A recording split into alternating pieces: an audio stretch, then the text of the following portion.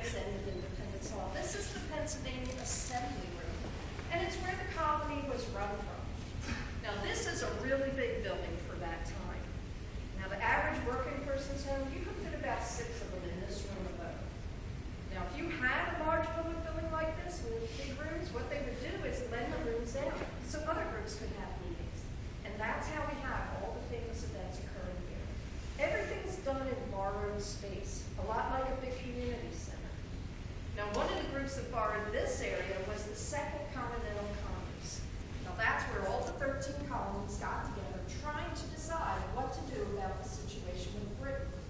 And at this point, things were pretty bad. When they first started meeting here, they find out the king has declared them in rebellion, and they find out about the Battle of Lexington and Concord up in Massachusetts. So fighting with the king's soldiers had started. And this is one of the things that makes them decide they're going to have to break away. Now, it's at this meeting that Thomas Jefferson, do you guys know him? Do you remember what he wrote? Anybody? Declaration of? You got it, Declaration of Independence is right. Well, they brought that Declaration of Independence to this meeting. Now, they didn't just take his declaration the way it was. They made changes here. They took things out, they added things, they changed the wording around, until finally, on the 4th of July, 1776, they had the Declaration just the way they wanted. They all vote on it and approve it here that day. And that made it official. We were a new country. But the Declaration was not signed on the 4th of July. Anybody know the day it was signed? How about if I told you it's not July at all? Do you know? Too far. Go back. August 2nd. Almost the whole month after it was approved, signed right up here at this head table on August 2nd.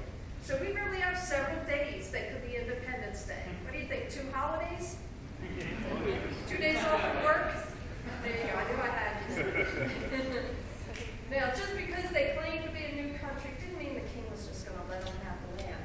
They had to fight the American Revolution, and that lasted almost 8 years. Now, during that time, they're trying to figure out how are they going to run this new country. But they were having trouble because these states could never get along. They're always fighting, and it takes almost a whole war before they could all agree on our first form of government, which was under a paper called the Articles of Confederation. Now, as it turned out, it really was not the best way to run the country. It had a lot of problems. It wasn't working too well. So what they did, once the war was over, they called together another meeting here in this room to see if they could fix that paper somehow. In the end, they gave up.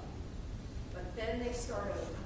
And this is what turned into our Constitutional Convention, with George Washington in charge. Now, I bet all the kids here can tell me something. Which chair do you think George Washington sat in? What do you guys think? Which one?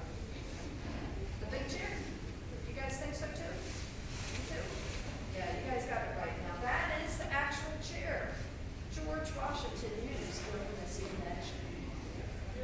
Now, folks, if you had been here at the Constitutional Convention, you know what you would have heard coming out of this room? Arguing. Lots and lots of arguing. Because they have to decide what's going to go into our Constitution and what is not. What's going to be the rules that we run this country by. Now, have you ever tried to get a group of people to agree on something? Like where to have lunch, dinner? Yeah. Been through that today? Now you got an idea what happened here. Because you can imagine, this room was filled with people from all over the country, and they each thought they knew the best thing to go on this paper, and they all start fighting.